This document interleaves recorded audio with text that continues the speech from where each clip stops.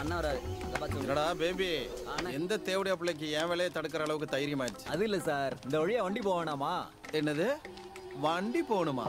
சாப்பாடு மீன் குழம்பு. நான் வேலையை உடைச்சிட்டு அண்ணா வீட்ல ஒரு அதுக்கு இடையில உன் வண்டியை ஏத்திட்டு போனோம். அதான சொல்ல வரேன். அப்ப நீ யாரடா இதை உடைச்சது? ஐயோ நான் கொஞ்சம் வெளியே போகணும். அப்படியா? ஜோவிஷோட ஒரு வழின்னு யார் அவங்க அப்பா சொன்னா? ஏதாவது பிரச்சனையா? நான் ஒரு மாசம் முன்னாடியே சொல்லிட்டேன், பழைய இந்த வழியை யாரும் போக கூடாதுன்னு. எதுவா இருந்தாலும் நீயே கொடுத்தா போதும். ஏய், கல்லெல்லாம் அங்க போடுங்கடா. ஏய்